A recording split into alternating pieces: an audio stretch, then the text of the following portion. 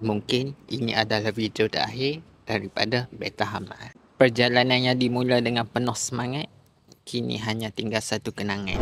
Rasa macam tak percaya sejak daripada Terengganu sampai ke Kedah, daripada tahun 2020 sampai tahun 2025, kita sama-sama bangunkan nama Beta Hamal.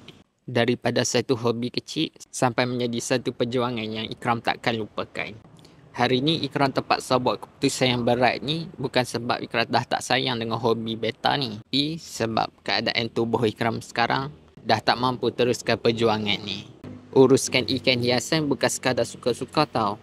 Dia perlukan tenaga, masa dan komitmen setiap hari. Kalau bela seekor drone mungkin mudah, tapi bila dah jadi bisnes, ratusan ekor yang senang menunggu. Stok kena kawal, pasaran pun kena penuhi.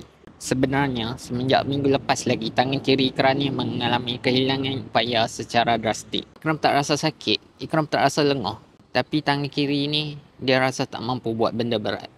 Waktu yang buat Ikram rasa sedih, waktu Ikram nak typing menggunakan komputer. Mungkin sebelum ni Ikram rasa typing menggunakan komputer tu satu benda yang mudah. Tapi sekarang, Ikram rasa benda tu sesuatu yang berat untuk dilakukan. Bagi siapa yang masih tak tahu, Ikram menghadapi SMA, Spinal Muscular Atrophy, yang mana penyakit ni menyebabkan otot Ikram semakin melemah daripada hari ke hari. Bagi Ikram, Beta Hamal bukan sekadar channel, tapi dah membentuk sebahagian daripada hidup Ikram. Jadi Ikram nak tanya korang, patutkah Beta Hamal berubah haluan ataupun biarkan nama Beta Hamal berakhir di sini?